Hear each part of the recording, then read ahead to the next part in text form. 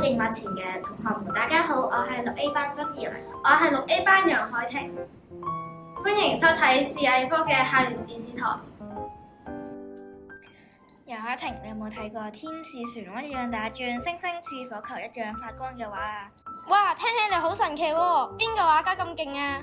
佢就係來自荷蘭嘅梵谷。今日我哋就要嚟認識佢神奇嘅色彩魔法。梵谷係荷蘭後印象派畫家，被視為表現主義嘅先驅，對20世紀藝術影響深遠。佢一生創作咗超過2100件作品，風格鮮明，色彩強烈。佢曾經歷精神疾病同埋貧困，佢嘅畫作如《星夜》《向日葵》等都已經成為世界名作。曾怡玲，你睇呢個就係星夜係咪啊？成個天空好似喺度游動緊喎。冇錯，梵谷爺爺畫嘅畫線條好唔一樣，佢唔中意整整齊齊，佢中意將線條彎彎曲曲，充滿動感，就好似喺畫紙上面跳舞一樣。真噶喎，你睇下嗰啲雲同埋嗰啲光，好似活生生噶喎，感覺風喺度一直吹緊啊！除咗星夜，梵谷爺爺仲有好多用色大膽嘅作品。似呢幅向日葵，佢用咗好多種黃色，係咪感覺充滿陽光同埋活力？哇，好似感覺到太陽嘅溫度一樣啊！咁呢幅夜晚嘅咖啡館呢？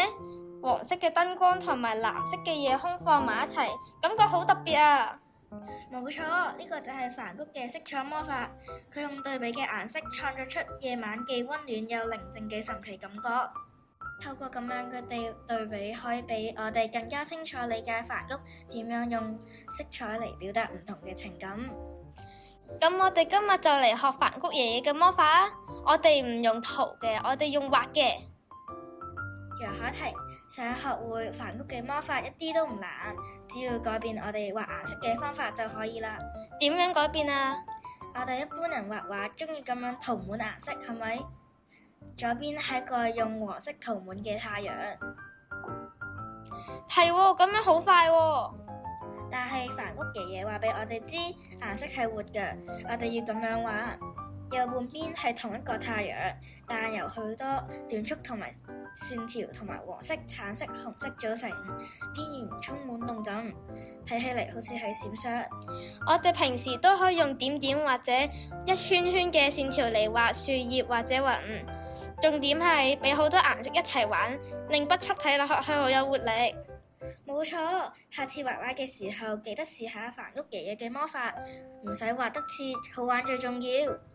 一齊嚟玩藝術啦！我哋下次見，拜拜。